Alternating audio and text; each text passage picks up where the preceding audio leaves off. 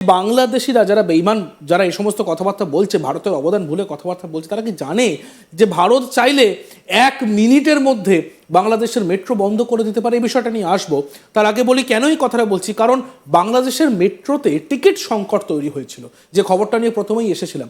যে টিকিট সংকট, যে একক যাত্রার যে টিকিট বাংলাদেশের মেট্রোর, সেই টিকিট ভারতকে পাঠাতে হচ্ছে, তারপর বাংলাদেশিরা টিকিট কাটতে পারছে, বাংলাদেশে যারা আছে তারা টিকিট কাটতে পারছে। সেটা নিয়ে আমাদের কোনো আপত্তি নেই। আমরা চাল দিয়ে সাহায্য করেছি, ডাল দিয়ে সাহায্য করেছি, পেঁয়াজ দিয়ে সাহায্য করেছি, আলু দিয়ে সাহায্য করেছি, বিদ্যুৎ দিয়ে সাহায্য করেছি, টেকনোলজি দিয়ে সাহায্য করেছি, আমাদের কোনো আপত্তি নেই। কিন্তু আপত্তি কোথায় জানেন? আপত্তি আসিফ নজরুলের মতন কিছু মানুষ যারা অন্তর্বর্তীকালীন সরকারে বসে আছেন, বসে বলছেন পাকিস্তান আমাদেরকে যারা অত্যাচার করেনি, শোষণ করেনি, ভারত তার থেকে বেশি শোষণ করেছে। এই বিষয়গুলোতে আমাদের আপত্তি, কলকাতা দখল, এই সমস্ত কথাতে আমাদের আপত্তি। আবার চলে আসবো, আমাদের সঙ্গে রয়েছেন বাংলাদেশি সাংবাদিক শাহিদুল হাসান খোকন। এই আসিফ নজরুলের প্রসঙ্গ টেনেই আপনার সঙ্গে যে বিষয়টা নিয়ে আলোচনা করব, যে ভারতের অবদানটা কতটা যে বাংলাদেশি মেট্রোতে। দেখুন, বাংলাদেশের মেট্রো, আমি শুরুতেই বলতে চেয়েছিলাম যে কথাটি, যে বাংলাদেশের মেট্রোতে এটি মূলত জাইকার ফান্ড, জাপানিজ যে দাতা সংস্থা, তো জাইকার ফান্ডের একটি প্রকল্প। এবং এই মেট্রোর গুরুত্বপূর্ণ যে টেকনিক্যাল সাপোর্ট, সেটি কিন্তু ভারতের প্রকৌশলী এবং ভারতের একটি কোম্পানি তারা দিয়েছে। এল&টি নামে একটি কোম্পানি আছে ভারতের, এটি আন্তর্জাতিক মানের কোম্পানি এবং সারা বিশ্বে আমার জানা মতে এরা 43 কান্ট্রিজ যেখানে এরা কাজ করে। খুবই প্রসিদ্ধ তো একটা কোম্পানি। হ্যাঁ, তো এল&টি মূলত এই আহ, ইয়েতে কাজ করেছেন, এই প্রকল্পে কাজ করেছে, এবং তাদের মুখ্য কাজটি ছিল এল&টির। কারণ সাধারণ প্রকল্প বা স্থাপনা তৈরিতে চাইনিজরা করেছিল, কিন্তু এটির যে বৈদ্যুতিক সংযোগ, আপনি জানেন যে মেট্রো রেল মূলত বৈদ্যুতিক সংযোগের উপর নির্ভর করে। তো এই বৈদ্যুতিক সংযোগের কাজটি কিন্তু এল&টি করেছিল। এবং যে ইয়েগুলো নির্মাণ হয়েছে বাংলাদেশে, যে মেট্রোর যে স্টেশনগুলো, সেখানকার যে বৈদ্যুতিক সংযোগ এবং তার যে বৈদ্যুতিক সাপ্লাইয়ের যে বিষয়টি, এটি পুরোই দেখভাল করেছে ভারতীয় কোম্পানি এল&টি। এবং তাদের সঙ্গে কিন্তু এটা নিয়ে চলমান, এই চুক্তিটি চলমান। মানে এটি একদিন না যে ওরা কাজ করে দিয়ে হ্যান্ড ওভার করে চলে এসছে, এখনো কিন্তু এটি তাদের হাতেই আছে। দ্বিতীয়ত, যে মেট্রো রেলের যে টিকিট, শুধু স্থায়ী এবং অন টাইম এবং স্থায়ী দুটো, পার্মানেন্ট দুটো টিকিটই কিন্তু ভারত থেকে ছাপা হতো। ভারতের টেকনিক্যাল ইয়েতেই কিন্তু সেটা নিয়ন্ত্রণ হতো। তাদের সফটওয়্যারটাও ভারতীয় সফটওয়্যার, যে সফটওয়্যারে এই মেট্রো রেলটা চলে, অপারেটিং হয়, সেটা কিন্তু ইন্ডিয়ান সফটওয়্যার।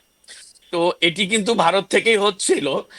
মাঝখানে টিকিট সংকটের কারণে তারা ইনস্ট্যান্ট একটা টিকিটের ব্যবস্থা করেছিল, কিন্তু একটি আধুনিক সিস্টেম সেটি তো অন টাইম বা ওই কাগজের স্লিপ দিয়ে অপারেট করা যায় না। একদম। তো চেষ্টা চেষ্টা করে তারা ব্যর্থ হয়ে পরবর্তীতে আবার ভারতের দ্বারস্থ হয়ে সেখান থেকে কিন্তু রিসেন্টলি একটি মানে একক যাত্রার টিকিট ছাপিয়ে নিয়েছে।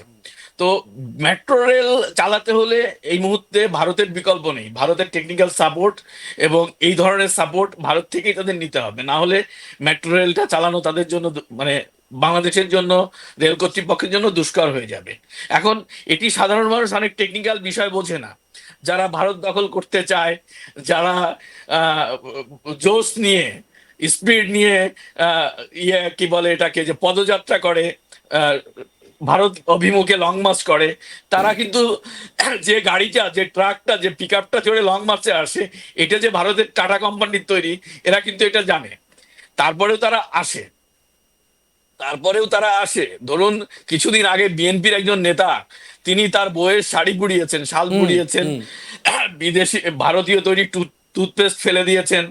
কিন্তু মজার ব্যাপার কি জানেন, এই মুহূর্তে বিএনপি সবচেয়ে বেশি ভারতের সাথে সুসম্পর্ক করতে আগ্রহী এই মুহূর্তে বিএনপি, কারণ তারা কিন্তু অলরেডি জামাতের সঙ্গে তাদের একটা বিরোধ তৈরি হয়ে গেছে। হুম হুম সরি, হ্যাঁ, এই খবরটা আসছে যে জামাতের সঙ্গে তাদের একটা তাদের বিরোধ তৈরি সঙ্গে হয়ে কিন্তু গেছে। জামাতের সঙ্গে একটা দূরত্ব তৈরি হয়ে গেছে, কারণ বাংলাদেশে এখন অপারেট করছে জামাত, আহ, পাকিস্তানি আইএসআই, আমি বারবার যে কথাটা বলি, এবং এই ছাত্র সংগঠন তাদের একটি পার্ট, এবং গভর্নমেন্টে তাদের একটি শক্তিশালী প্রতিনিধি দল রয়েছে যারা মূলত এই সরকারটা অপারেট করছে। সেখানে বিএনপি কিন্তু আছে লাঠিয়ালের ভূমিকায় এখন পর্যন্ত, টিল নাও।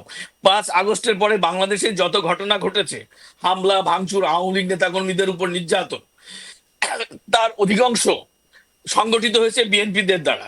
তো বিএনপি কে লাঠিয়াল হিসাবে ব্যবহার করে জামাত এখন কিন্তু ভালো সুবিধাজনক অবস্থায় আছে।